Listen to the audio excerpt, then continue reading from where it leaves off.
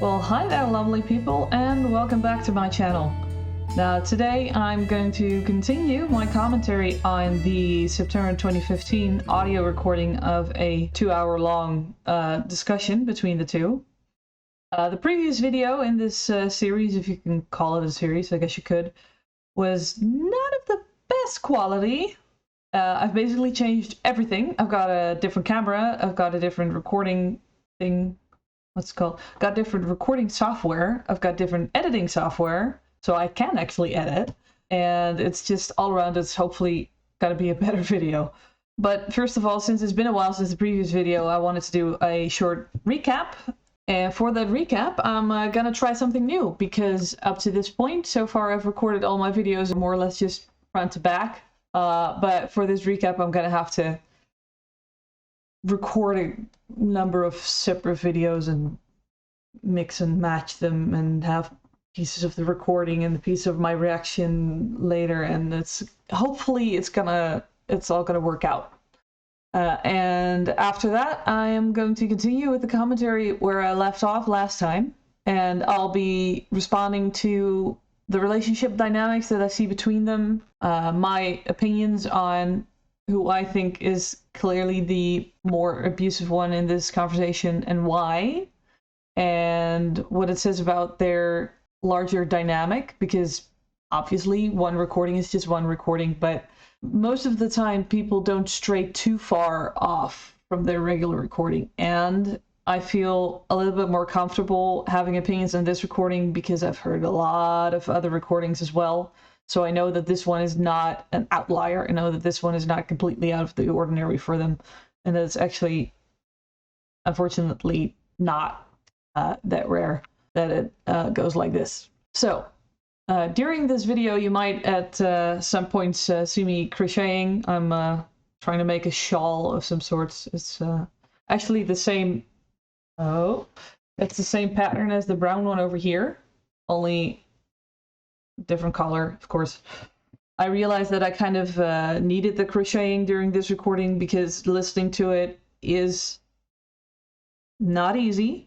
It's quite tough, actually, if you've ever been subjected to this kind of gaslighting and emotional manipulation, and if you've ever have been in conversations where you just couldn't get through to the other person because they kept deflecting and moving the goalposts and using all kinds of tactics to evade the criticism or even just anything that they had to take accountability for. And crocheting helps me soothe myself, really, and it helps me stay a little bit calm. It's actually quite comparable to Johnny Depp drawing during the trial, because he, like me, also has ADHD. And that rhymes. That's fun. So yeah, it does not mean that I'm distracted or that I'm not paying attention. It's just that this is an audio recording. It's not a video, so there's nothing for me to look at. That means that my eyes need to be engaged with something else, and otherwise I'll get distracted. So yeah, never mind me if I'm crocheting. Actually, you can play a fun game with yourself, and you can see how far along I am in the crocheting to try and deduce from that in which order these things were filmed. So have fun. And without further ado, I'm going to hand you over to past me and future me to handle the recap, and I'll see you in a bit. Hi, this is future me, and I'm going to take you through the recap. So I've got a bunch of clips that were treated in the previous video, and I'm just going to take you through a few important points, and then we can move on to the meat of this video.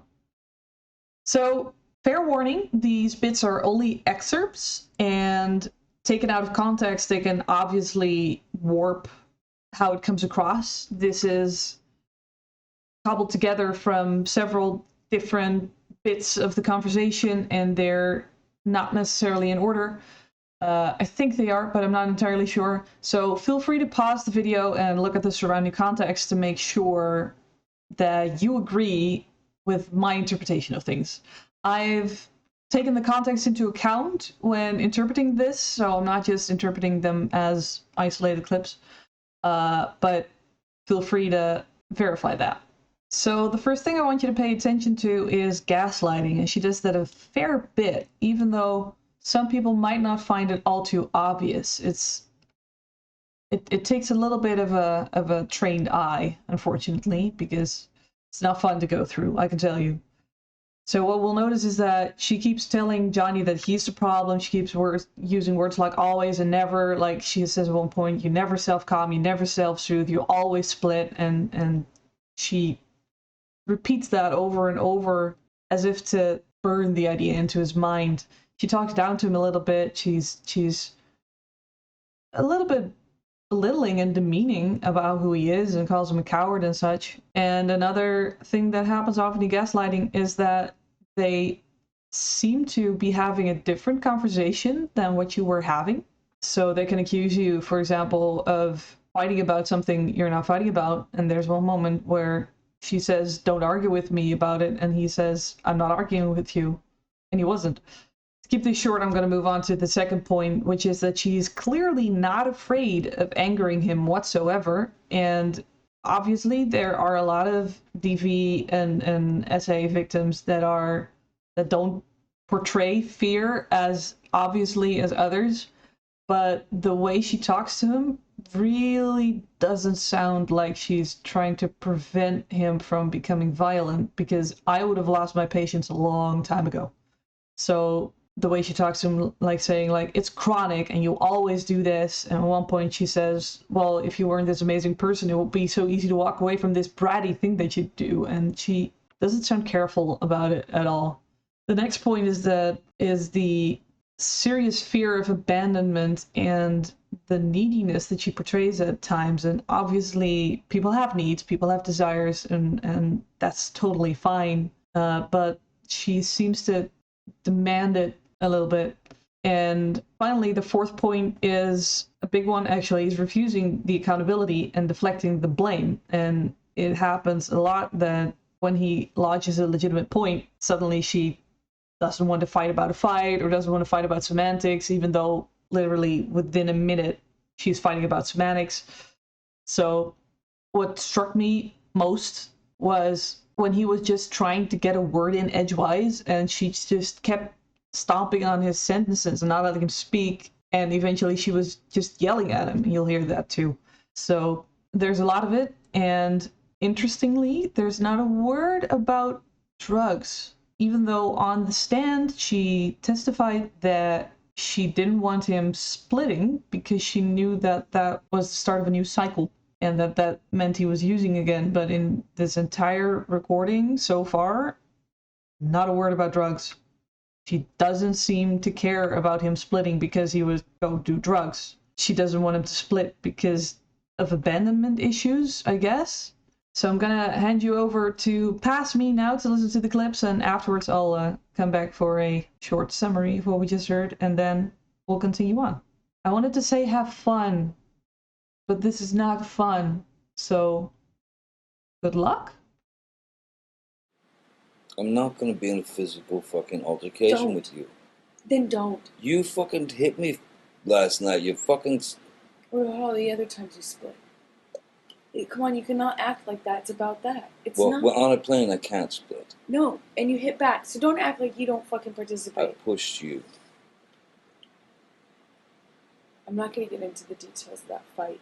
Well, this one is a pretty clear deflection of blame, I'd say, because he just said, you hit me last night, and she says, what about all the other times you split? And then he has a good counterpoint, and she says, no, you hit back, so don't act like you don't participate. And apparently he only pushed her, and when he says that, she's like, I'm not going to get into the details of that fight. It's just, she keeps moving away. All right, next. It's chronic. It happens all the time. And if you do it to go into another room, you do it and you get dressed. You were fucking screaming at me. I'm not going to validate my actions last night. I feel very bad. No, I'm talking in Toronto. I did not start screaming until you had fucking said all the shit. You poke an animal enough, it is eventually, doesn't matter how friendly it is That's or how not cool. true. Well, it's the same for me. So it's the same for me. me. And you kicked and kicked and kicked so bad. I have not done this to you. I have not said these things to you. I have not started the fight by saying I'm going to get another room. And I'm not going to sit here and fight about fucking Toronto anymore. Guess what? I let it go. I'm not fucking talking about Toronto. This is abusive. Because if you listen very closely, you can rewind it. He is trying to say, send me the tapes. Eventually he does say it, but he's trying to say it quite calmly, really. He doesn't raise his voice that much. But every time he tries to start a sentence, she gets louder, and she gets louder, until she's actually screaming at him. And not screaming at him in a defensive way, but screaming at him like, guess what? I let it go. It's like an accusation. And it's not okay. It's not good. I really have trouble believing her story that she was so afraid of him, because why would you yell over someone like that? It's not just once. It happens multiple times in most of their arguments, really. All right, let's move on. Every single time you get dressed and you fucking split the top of a fight, you never fucking try and work it out, you never fight for me, you never come to me, you never self-calm, you never self-soothe, you're never the one to throw the olive branch. I'm sick and tired of it. It needs to fucking change. You can see me get uncomfortable in that clip, because she is being so demeaning to him. Like, imagine telling your husband, like, you never try and work it out, you never fight for me, you never come to me, you never self-calm, you never self-soothe, you're never the one to throw the olive branch, and you make me be the bigger person. It's insane. It makes me uncomfortable. Notice that she uses like words like always and never, and like saying you never work it out, you never fight for me. Those are big accusations. She just said, gee, I would appreciate it if you maybe put more effort into it. That's fine. But she's like, no, you never do this, and you never self-calm, you never self-soothe. Like, you're incapable of emotional regulation. Let's move on.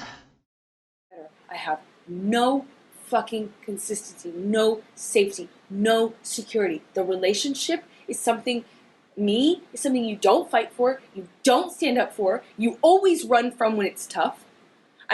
I'm telling you, I need more. We didn't say vows. You didn't make them exactly in that way. You know, I need to know if you're going to be there. I want promises. I told you that at the beginning of this conversation. I need promises that you're going to fucking be there.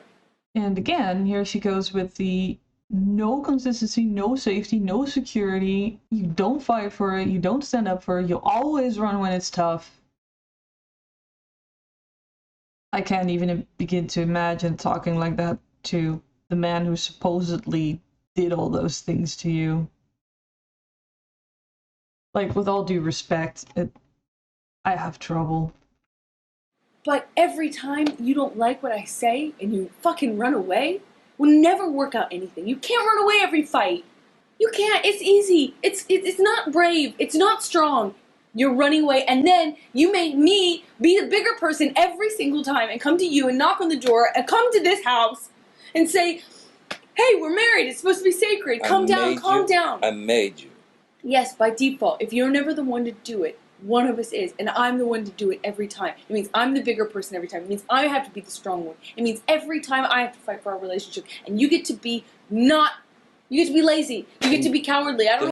So she's just calling him a coward. Can we agree on that? Like, she's saying it's not brave, it's not strong. She's just calling him a coward for running away, not for doing drugs, like she said.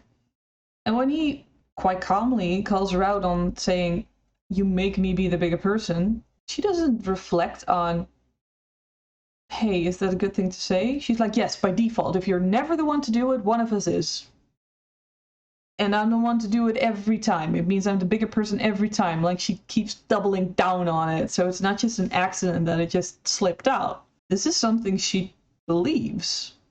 Well, if you weren't the most magnetic, shiny, beautiful, interesting, dynamic person I had ever met in my life, it would be so easy to walk away from this bratty thing that you do. Untrustworthy.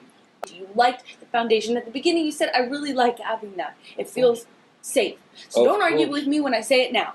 I'm not arguing with you. Oh, yeah, but you had to pick it apart. By saying because I loved you and you're my wife? I wanted you to be my wife. That's picking it apart. No. Then how did I pick it apart? I don't want to do this. I don't want to fight about a fight. I want to fight about the semantics.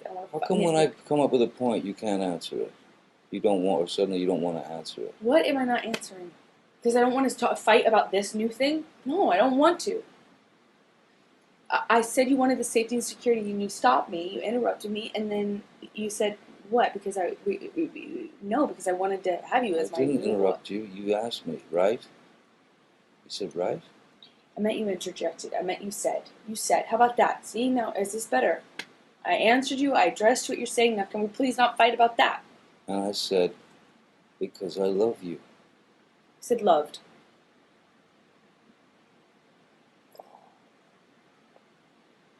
We're talking about a fucking event that's past tense. If I used loved, my apologies. It doesn't mean I don't love you now. Honestly, I love what Depp is doing in this bit of the recording, because first of all, he stays inhumanly calm, and second of all, he just asks her a question. Like, how did I pick it apart? He just says, I'm not arguing with you.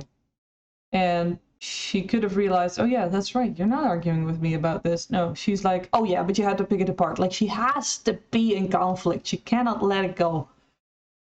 And when he asks, how did I pick it apart? She's like, I don't want to do this. I don't want to fight about a fight. I don't want to fight about semantics. And then literally within a minute, she's fighting about semantics because she said loved, which was just congruent with the tense of the sentence.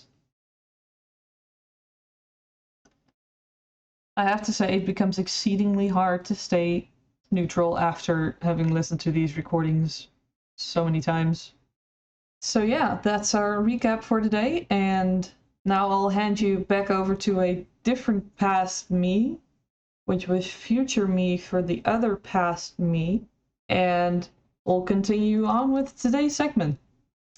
Good luck. All right, thank you, past me and future me, and welcome back to present me, I guess, which is still past me for you. Time, it's confusing. So yeah, let's continue with the audio recording and see what else they have to say. Of course I want that with you. It's why I'm married to you. But I need the safety, I need the security, I need the boundaries, and I think you... Would you not agree? I need the same things. So But when you start flipping out, and I can't get a word in, and it's you know, manic and angry.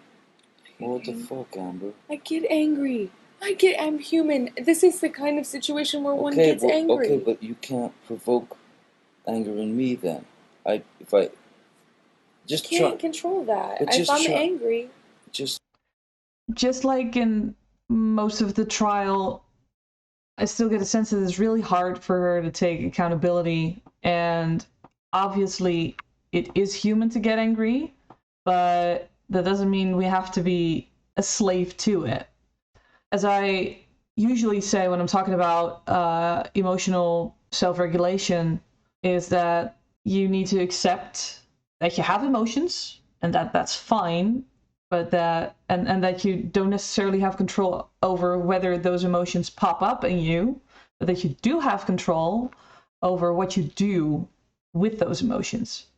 For example, if someone does something that makes you angry, it might perfectly well be impossible to prevent getting angry, but you still have a choice whether or not you choose to fight back and maybe insult them or whatever, or let it slide. You have control over your actions, and you don't necessarily need to let your emotions influence your actions.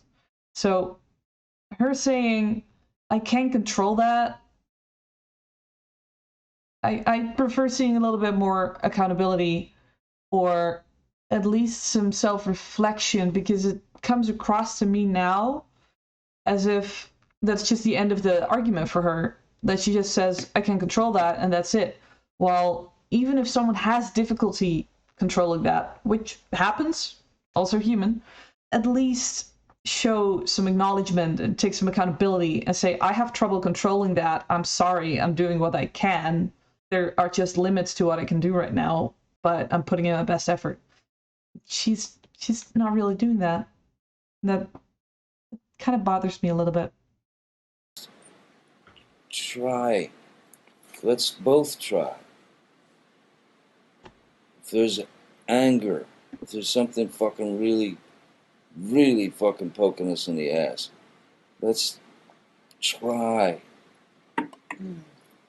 Try not to fucking fight. Try to address it without jumping down each other's throats, because all that's going to do is build a mountain of fucking resentment, some species of fucking hatred within the love, and so totally fucking mistrust, because you say you don't trust me, you don't trust me. I get it, okay. I'm flake, I'm with this, I'm with that. I didn't. It's actually exactly as he's describing. If there's anger, try not to fucking fight. It's as simple as that.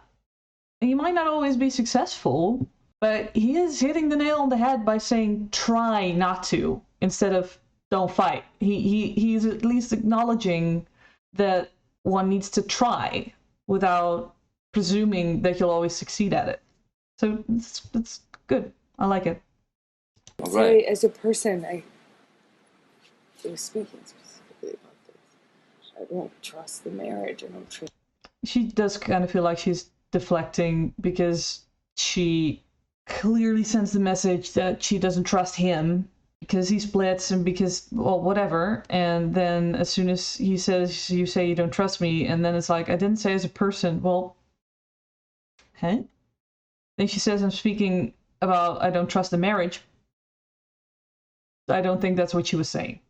She was saying, I can't trust because you keep splitting, not I don't trust the marriage. It wasn't about the marriage. The splitting is, the marriage is irrelevant to the splitting. You. I don't feel safe with it because you always fucking bail on it. Well, then That's I don't know, you know. I want the trust back. I don't. You can deflect all you want. Say it's my fault. Say how You're dare deflecting, I get angry honey. at you ever. Whatever. I'm telling you.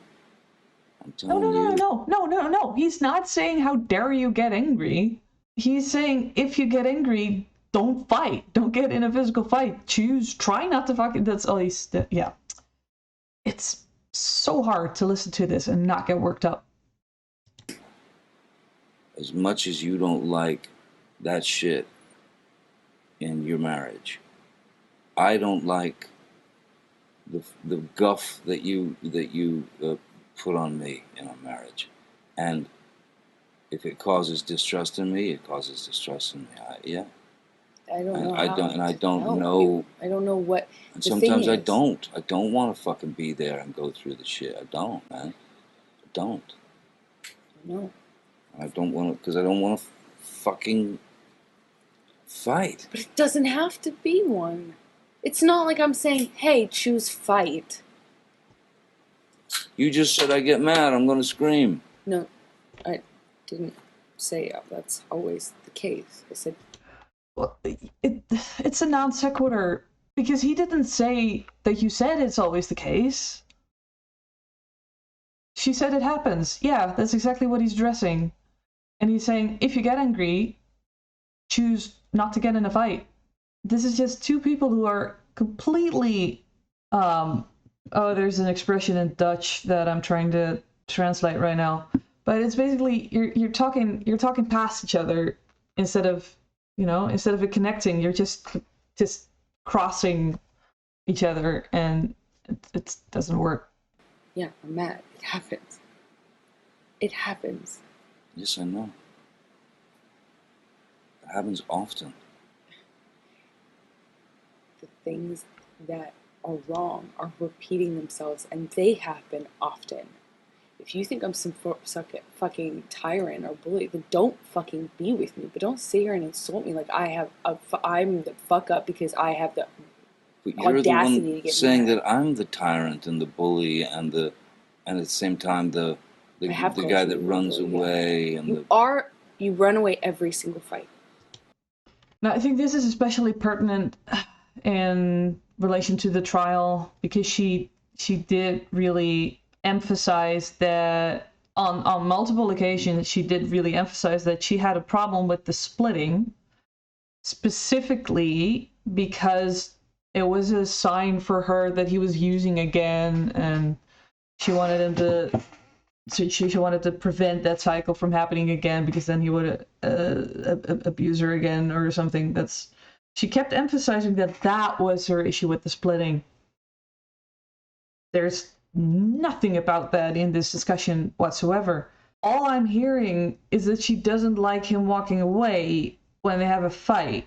Like, she keeps saying you run away every single fight. She says, like, you never self-soothe, you never self-calm. I'm always the one who has to come back and knock on the door. You know, she's saying all that stuff that completely contradicts what she's saying about, yeah, he splits and then he starts doing drugs again and then he comes back and he's abusive. I'm not hearing that anywhere, especially because whenever she's talking about the splitting, etc., if she's really thinking about he's going to use and then he's come back and going to abuse me again, why is there no hint of fear anywhere? Why is there no, even if she doesn't want to directly confront him with a drug issue, which I can get, if she had really been a victim, then she would be careful in not mentioning the drugs because it might make him angry, but doesn't look like she's trying to not get him angry, right? She's not trying to be careful. She's not trying to be kind. I mean, she can't use that defense either. She can't say, oh yeah, I didn't, I don't think she actually used that defense in the trial, by the way, but she can't potentially say, I wasn't mentioning the drugs because that would have made him angry, because she's still making him angry. Like saying you run away every single fight, you never self-calm, you never self-soothe, and all that kind of stuff. That's not being careful at all. So my main problem it isn't the thing she claims exactly. It isn't the thing she says in the recordings exactly. It's that the two don't match whatsoever.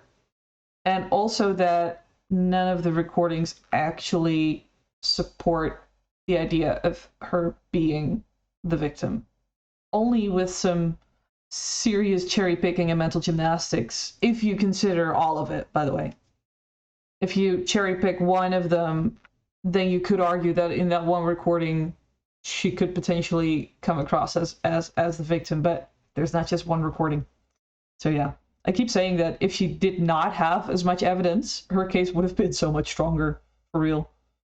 Okay, so, I mean, then what are you Then I'm not doing lying with me? about it. Then what are you doing with me? I already answered that. I already spent. We went through this conversation literally 5 minutes ago. I answered this already 5 minutes ago. You just said to me that I shouldn't be with you.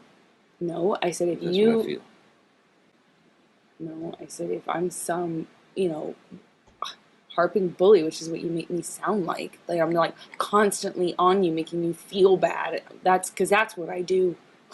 And then you ignore everything. You take me for granted. You're ignoring everything that I do for you. You make me sound terrible. You talk about me in a terrible way. You do not fight for me. And then you want to sit here and make me sound so terrible to be around. Fight for you? You don't. It's actually quite difficult to parse all the ways in which the conversation is going sideways. And that's exactly why this type of abuse, if you would call it that, this kind of emotional manipulation or deflection or gaslighting is so hard to recognize and so hard to combat. It's because it's so insidious, it's so pernicious, it's under the skin. They're tiny little things that don't fit, and it's really hard to mention them because then they can say, oh well, you're just harping on every single word and fighting semantics, while at the same time she's also fighting semantics, so it's a bit hypocritical. But it's really hard to get through it. And now if we look at this statement, which is the I'll get the cursor in here, which is the top one, when she says that I'm constantly on you for making me feel bad, she makes everything really big because that's what I do, and then you ignore everything, you take me for granted. Now I don't have problems assuming that that's how she feels. I'll fully believe that she felt taken for granted. Whether that's what he did or not is irrelevant to whether or not she felt it. Because not everything you feel is necessarily actually in line with reality. You can feel rejected even when people don't reject you. It's like insecurities are the same way. Insecurities don't reflect reality as well in the overwhelming majority of cases. But she says, you're ignoring everything that I do for you. You make me sound terrible. You do not fight for me. I just hear this constant need for attention and being taken care of and not being taken for granted and showing his affection and constant confirmation. It's really reading to me like fear of abandonment, and that is what makes her angry. And also, you make me sound terrible. You talk about me in a terrible way. Some of the few emotions coming from her that on the stand that I did believe were in regards to her feeling embarrassed or having the feeling that her image is being smeared, or anything that has to do with how she's perceived. Many times when she talks about her abuse, she actually says something similar, like, I was so embarrassed that he could kick me in front of all these people. She talks about the embarrassment more than she talks about the actual pain, which is strange. If it happens once or twice, it's fine, but it happens all the time. And I think that matters most to her is her public image. Everything I've already explained. No, 10 minutes no, before. fight for you. I don't understand. You never, ever do the work, put in the work. If we're arguing about something, you don't ever try to get to the bottom of it, figure out, make the peace. You want to make it easy on you. So that is literally not what he's doing in this conversation. He's literally trying to get to the bottom of it, and you're oh Jesus, this makes me so angry.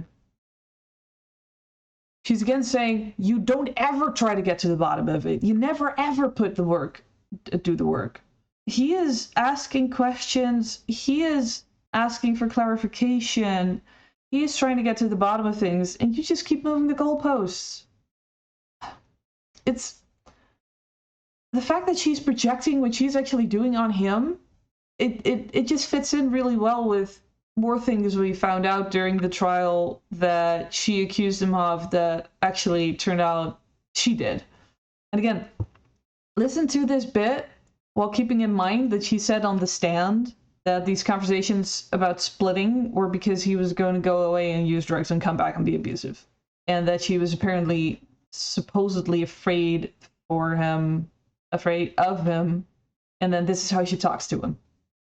Split. You don't fight for me. You don't fight when there's a problem. You don't come to me. You don't make peace with me. You never extend an olive branch. You're never the bigger guy. You're never the one that's like, okay, I'm going to put my own feelings aside for a second and say, this is bigger than us. Let's stop fighting. You never are the one to come and knock on my door.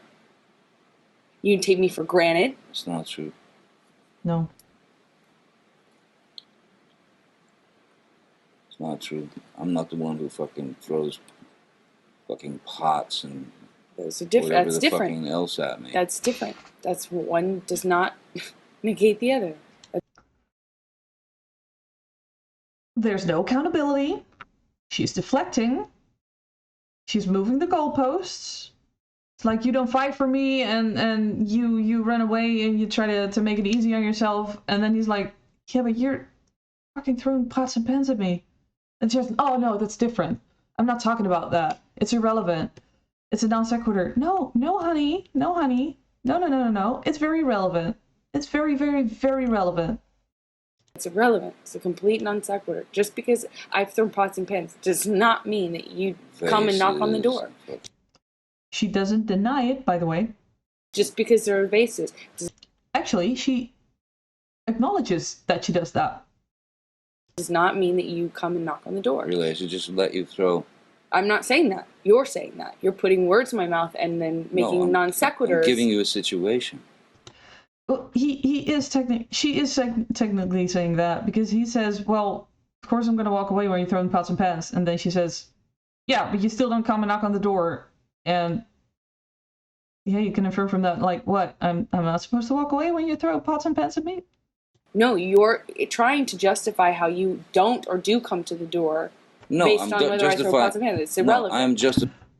all right, let me say, I know I'm interrupting it a whole lot, but I just want to say to everyone, if someone is being violent to you, it's perfectly within your rights to walk away. It's perfectly within your rights to get yourself to fucking safety. And she's saying, like, you're trying to justify how you don't or do come to the door bedroom based on whether I throw pots and pans. No, if you throw pots and pans, it's totally fine to get yourself to physical safety. It's totally fine to get yourself out of that situation. No one should ever have to endure physical violence for any reason without their consent. But talking about non-consensual situations, obviously here, no one should have to endure that. If someone throws pots and pans at you and you walk away and they blame you for it, you're right. You're absolutely right. They shouldn't be blaming you for it.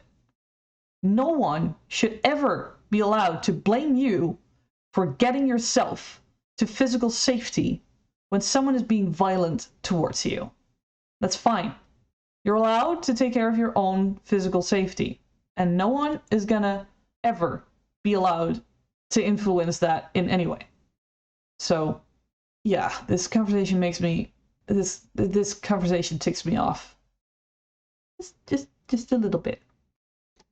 How you seem to think that there's this cowardice in me that runs away and I don't fight for you. Perfect summary. And you're justifying that by saying I throw pots and pans? Okay, cool. Let's talk about everything you do wrong. I'm not the one. No. Oh, heavens. How do you even deal with this? I have so much respect for how calm he remains throughout this conversation. I would have so much trouble trying to stay calm. He is, I mean, you've been listening, you've been reading along. He's right? When he says, you seem to think that there's this cowardice in me that runs away and I don't fight for you. And that he justifies why he runs away because she was throwing pots and pans. And then she gets all sarcastic and she says, oh, and you're justifying that by saying I throw pots and pans. Okay, cool, let's talk about everything you do wrong. That's not the point of the conversation right now. If you want to talk about what he did wrong, just general advice if you're having an argument, one thing at a time, right? Because if you jump from point to point, nothing is going to get resolved. If they're trying to talk about the pots and pans right now, that is not the moment to start talking about everything he does wrong. Like, you finish that one conversation, you talk about the pots and pans, you resolve that, and then there's time for the other side of the story. Don't try and, instead of taking accountability, which she's not doing, by the way, instead of taking accountability, don't say, oh, okay, but you do this and you do that and you do that. It doesn't matter. Not in the sense that if you're saying that throwing pots and pans is wrong, it doesn't matter what the other person has done unless it was relevant in that specific moment. For example, if you're throwing pots and pans in self-defense, then it might be relevant to say, well, yeah, but you were doing this and that, so I had to throw pots and pans. But that's not what they're talking about. If you're talking about the pots and pans and she wants to talk about things that she does wrong, things that he does wrong in other instances that are not related, then she's just ruining the conversation, honestly. Because it doesn't matter what he did. It doesn't change the fact that she was physically violent with him. You have to see actions as separate unless they're causally linked in the moment. There's a difference between being beaten to a pulp and then fighting that person off of you and maybe punching them in self-defense. There's a difference between that and out of the blue just punching someone. Now, the punch might be the same. It might inflict the same amount of harm. It might have the same velocity. It might have the same damage. It could be the same, but they're completely different instances. So you have to look at all these actions as separate and only look at causally linked situations in that. If you punch someone in self-defense, then them punching you is relevant. If you punch someone out of the blue, no, I'm not in camera. If you punch someone out of the blue, this word? If you punch someone out of the blue, then it's completely irrelevant whether that person has punched you on a completely separate occasion, because then your punch is no longer in self-defense. So I really hate it when people do that. Well, the fun fact is that I hate it when people do that despite, or maybe even because I used to be like that as well. I had a lot of trouble receiving criticism, and I was also very likely to use all kinds of deflection tactics and moving the goalposts and all that kind of stuff just to move away from dealing with the criticism. But I learned from it. I got better. And I'd say that nowadays I have really healthy conflict resolution skills.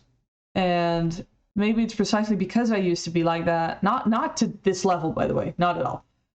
But maybe it's because I used to be like that I can understand her side of the story better, not in terms of justifying it, but in terms of seeing where she comes from.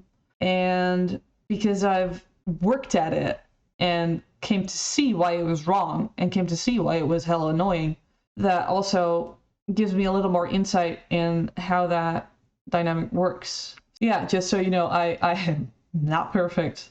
I've never been perfect. I never will be perfect. I've done shit that I regret, and I've learned from it. And I'll always keep learning from the things I do wrong, and hopefully I can use it like this to teach people to be better people as well. One who fucking did that. I didn't. So that makes sense. So that's No. clear. Yeah. The only time I ever threw anything at you was when you fucking threw the cans at me in Australia. Why? Well, that is precisely what I was talking about. It's precisely, he only threw something at her when she was throwing cans at him. And we don't know definitively whether or not that happened in that way, but if that's right, then him throwing things is completely different, because in that case he was not the instigator. So it's just like I said with the punch out of the blue, out of somewhere, nowhere, and self-defense. Different situation. Doesn't make it good, but it changes the situation, and it changes the value of an argument in a conversation like this. Why are you trying to justify who throws things based on whether or not you come knocking on the door? Because that is a fucking irrational and violent fucking maneuver. So a man would want to get out of that area so that he doesn't get so fucking angry that he actually does pop the fucking wife. How does one inform the other? How does one inform the other? Well, I don't even know why she's asking that question. No, that is a weird question to ask. I wonder how telling it is that she asks that question. It might be a not entirely serious question, just in a deflection sort of way, but she could also be asking the question seriously, in which case it's worrying that she doesn't see the connection there. Go home and listen to the tape. Please. That's what they're for. Yes. You listen to the fucking tape. Oh, I'm gonna. Deflecting again. So will I. It's again just, you listen to it. Like, acknowledge what you did. Just talk about one thing before you move to the next. Talk about what you did before you start talking about what they did. Or talk about what they did before you start talking about what you did. Just, they can be separate conversations. You can say, I'm willing to talk with you about that after we finish this conversation. It's a perfectly reasonable tactic. Now it says extended silence. I don't know how extended it is. I promise you I'll never get mad at you, or that you'll never fuck up. I know you want to live in a world where everyone just says yes to you and doesn't question you or criticize you ever. Don't insult me like that, please. But that is an insult.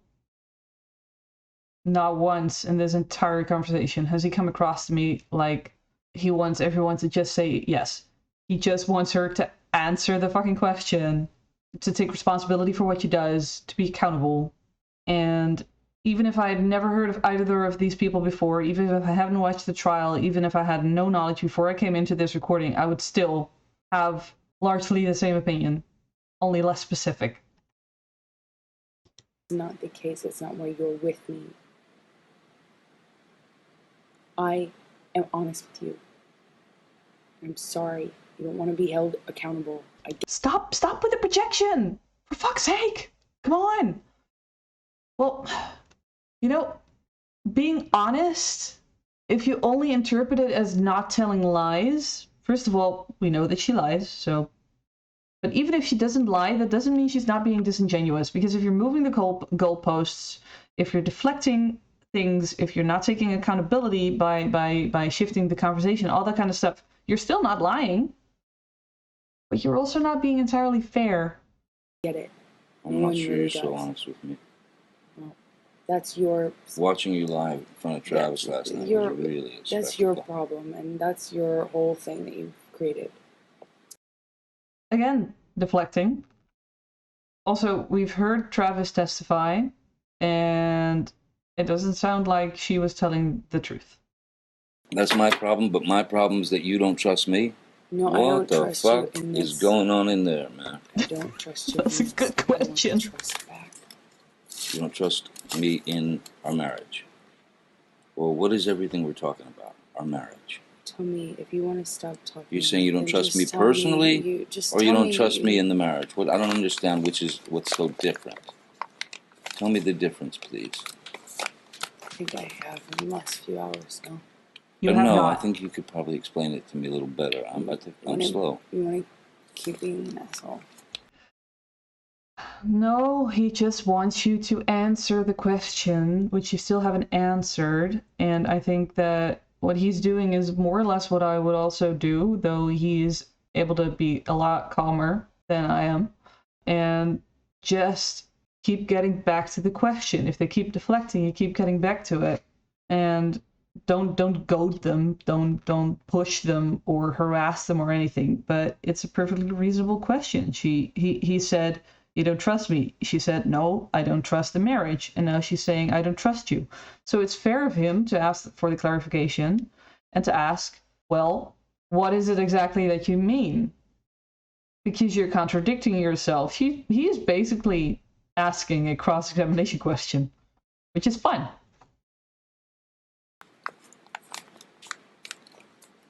Do I want to keep being an asshole? Stop the attitude. It's a redundant question. Stop the attitude. I should stop the attitude. Okay, sure, no problem. Stop. No problem.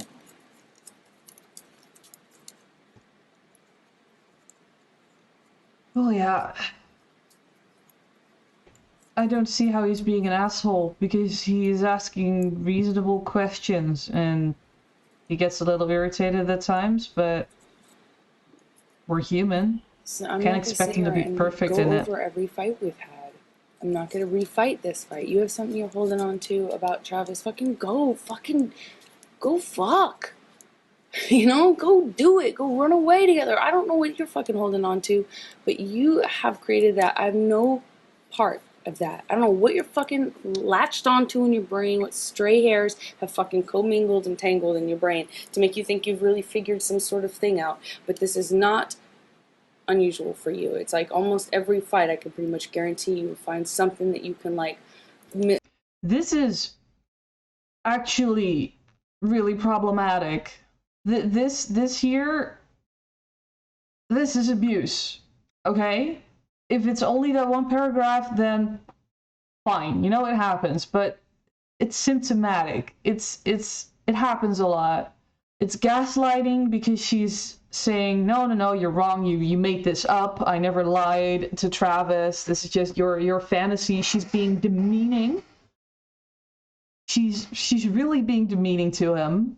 She's being haughty to him by saying, oh, but this is not unusual for you, it's like almost every fight. She's telling him what he does, trying to implant this idea in his head that he makes stuff up. That's gaslighting. This is meant, probably not intentionally, but definitely superficially, it's meant as a deflection tactic to make him doubt his reality, because he is convinced that she lied to Travis, right? And she is trying to tell him, no, you just made that up. Nothing about that happened. Oh, but this is not unusual for you. It's like almost every fight.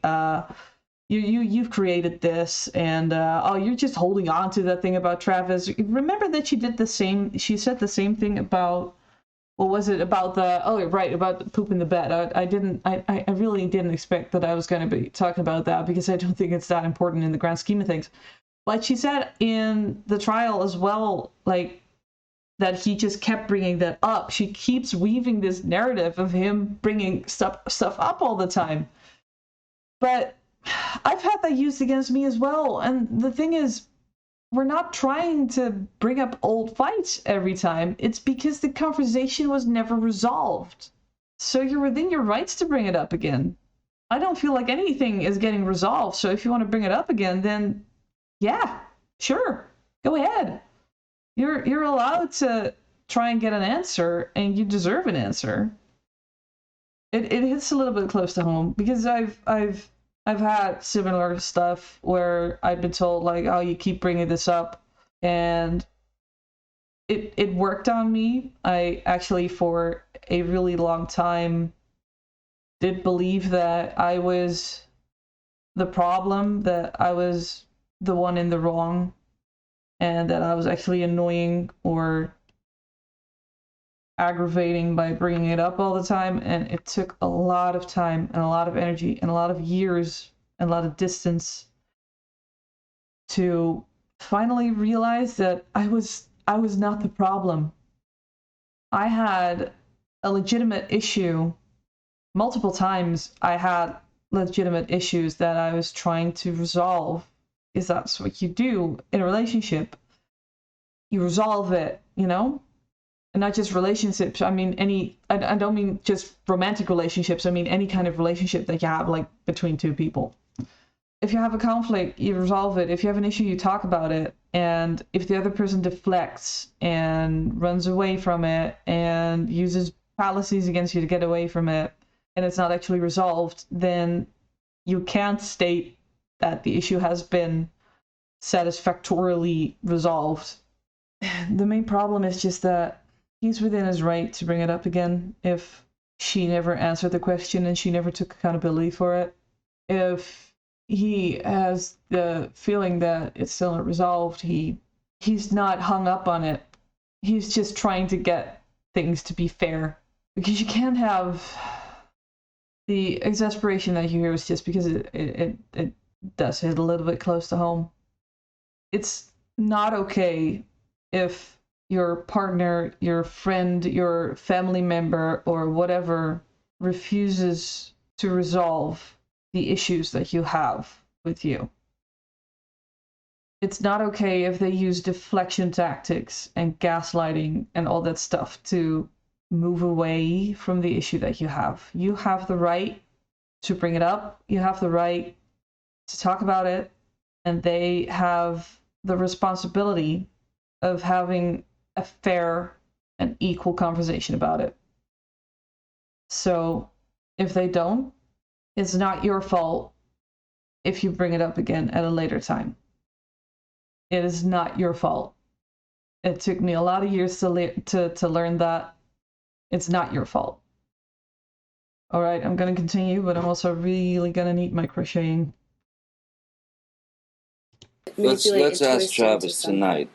If you yes, told why don't we him, invite Travis into our fucked up, broken ass, 3 fucking wheeled truck of a marriage?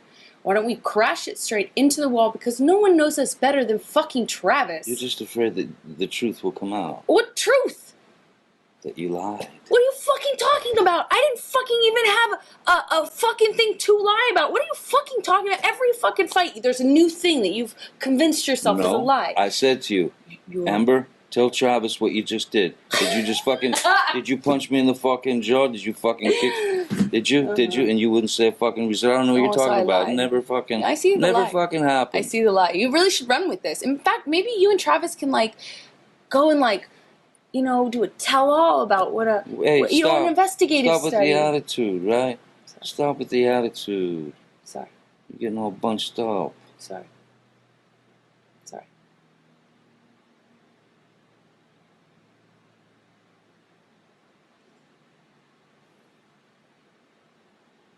It's distressing to It's so fucking pointless, Here. and you know it, to sit here and fight about fucking whatever you think happened with Trout. This wasn't No. a conversation. Listen, we I were was fighting. not high. I'm not going You to. lied. You're asshole.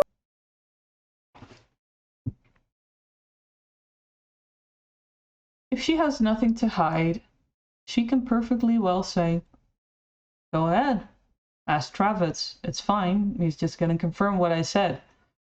But she gets so hedgy, she gets so defensive, and her defense is actually getting aggressive verbally, and with all the sarcasm and the belittling talk, like, oh yeah, you should really run with this, you go do an investigative study. I have such issues with the fact that people actually listen to this and are still convinced that she's the victim. Honestly, I feel for these people, because I almost think that if they can't recognize this as abusive, they're going to be hurt. And I don't want people to be hurt. No matter who they support, no matter what their opinions are, I don't want anybody to be hurt. You're fucking full of shit. What Lied lie? your ass off. When? What conversation did I have with Travis? Big investigative study you've done. I'm not sitting here and fighting I was you in a about situation with the you. fight that we had After you last fucking night. got physically violent with me, I texted Travis. I said, come up here, because I didn't want Come and anything to save me. happen. I mean, yeah. Come to what? Save me? No, go ahead. Continue. You. The thing about abuse, and I might have said this before in another video, but the thing about abuse is it's about power dynamics, right? It's not about the actual acts themselves. Like I said before in this video, it really matters what the situation is surrounding an action, and it's not the actions themselves. You need to see them as separate things. So, is he in power in this conversation? Because I feel like she's being more verbally aggressive, she's being more dominant, she's being demeaning, she's being belittling, she's deflecting, she's not taking accountability. He's being calm, he just presses questions that he has, to which she could give an answer if she's got nothing to hide. She's using everything but the kitchen sink to move away from having to take any kind of accountability. It's so blatantly obvious. Even if this is just one conversation, this is September 2015. This is after Australia. This is after the majority of the events that she described. She said she had PTSD. She said she feared for her life.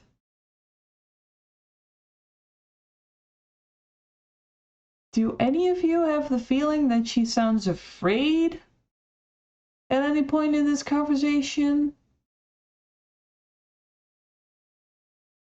I'm not seeing it. Travis to the rescue. No, that was the last one. You can go. You go.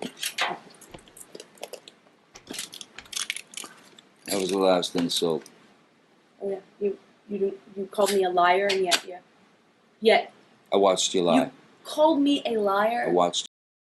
He is stating a fact, or at least what he considers a fact, and I think it is a fact, but let's say for argument's sake that it's not proven yet. He is stating something she did. She's turning it into something he says about her. He is not calling her a liar. He is saying that she lied, and those are two different things. And it might sound like a semantic argument, but one is just one time, or one is just talking about one action, which was untruthful, and being a liar is a statement about one's person. And that is a personal attack. That is an insult. He didn't call her a liar. He didn't. Maybe I've overlooked it. It's possible, but I haven't seen him call her a liar, just saying that she lied. That's not a personal attack. Just imagine how it feels if someone tells you, like, you lied about this thing, or if someone tells you you're a liar. They feel very differently, right? So he is saying, well, I witnessed it, and that is very he's still arguing the facts. Well, she's like, oh, Travis to the rescue. Oh, you need your protector Travis to come help you, and she's being belittling and demeaning and insulting, and he's just saying, well, this thing that you said wasn't truthful. Not necessarily an insult. You lie. I heard it. I was right there. There's no what. You still haven't told me what lie it is. But yet every single fucking time, you know. You still haven't told me what the lie is. Because you were trying to get away from the discussion. You said, I don't want to talk about this. I'm not going to refight this fight. So this is just not fair. You do this every single fucking time. We'll talk to Travis. I'm not fucking talking to nobody. No, fuck that. You go fucking jerk him off. I don't care. I really could care less. It's you every single time. You latch onto some sort of thing. When I already told you, I don't know what you're fucking talking about. You don't even know what you're talking about. You still haven't even told me what it is. But run with it. I have told you what it is. No, you haven't. I said to Travis, I said to you, hey, tell Travis what just happened. You told me to do it.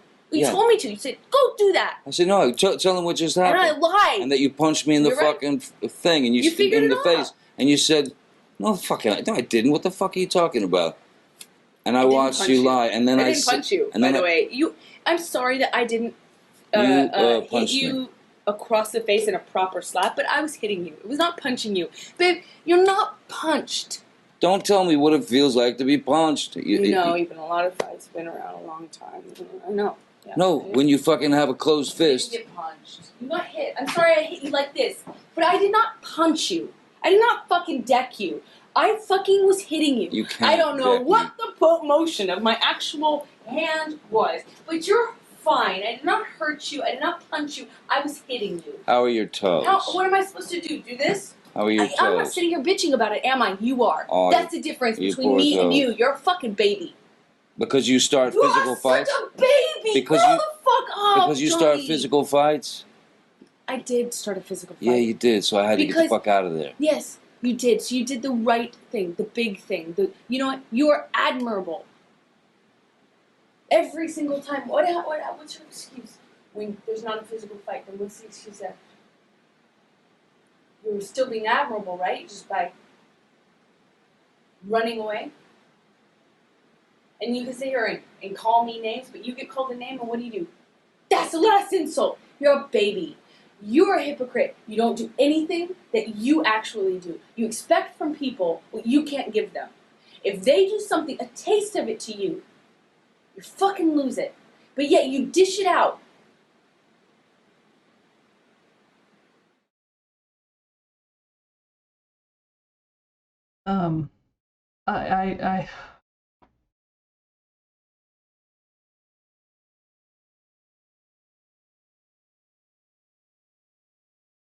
All right, let's try and parse this.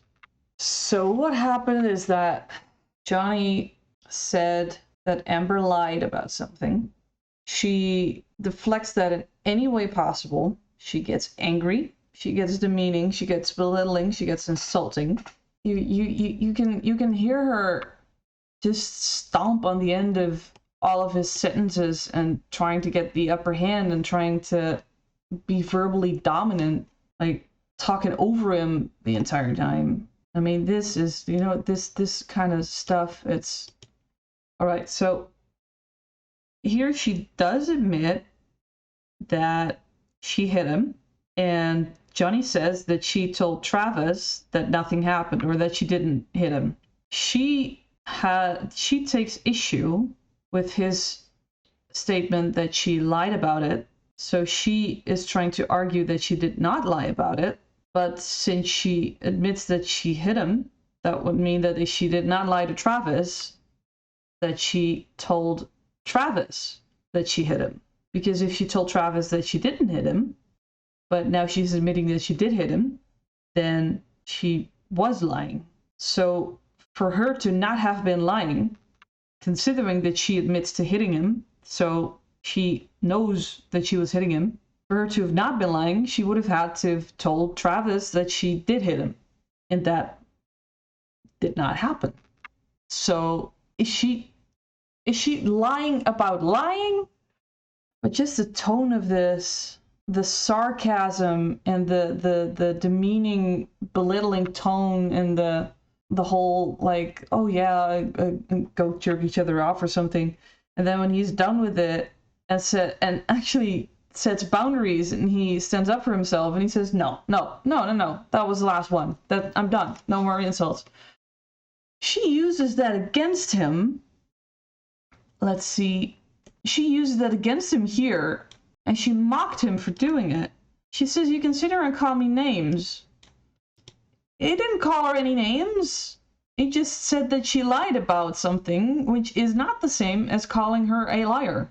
And of course, you can disagree about that characterization. You're within your rights to argue that someone who lies, even if it's once, can be called a liar. That's fine, but to characterize it as call me names isn't fair. And saying you consider and call me names, but you get called a name and you say that's the last insult, you're a baby, you're a hypocrite. That implicitly admits that she calls him names. And again, the argument doesn't work. It's not okay if you say, well, I did something bad, but that's because you did it, or I did something bad, but you were also doing it. That doesn't make what you did any better. And as I said before, if you have to use violence in self-defense, then that's in self-defense. In verbal terms, you don't need to be mean to somebody in self-defense because your physical danger, your physical integrity is not in danger.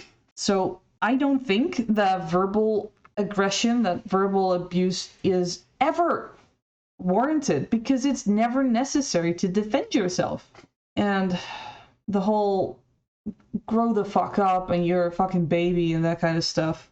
It's hard to listen to, and it's even harder when you consider that this is the same woman who had the gall to claim that she was more or less just a perfect victim and never did anything wrong, and that he was the only one who was abusive and that he physically and sexually assaulted her and all that kind of stuff. That's the same person who's calling him a baby because he says he was punched, and she said, no, I only hit you. I don't know what the motion of my hand was. I was hitting you. I was not punching you. That's the same person who says she feared for her life and thought she was going to die and thought that he was going to kill her and that he wouldn't even know it. And it's just nothing about it lines up. Nothing about it lines up. You have to pull off some serious mental gymnastics to try and convince me that you're listening to her being a victim in this recording.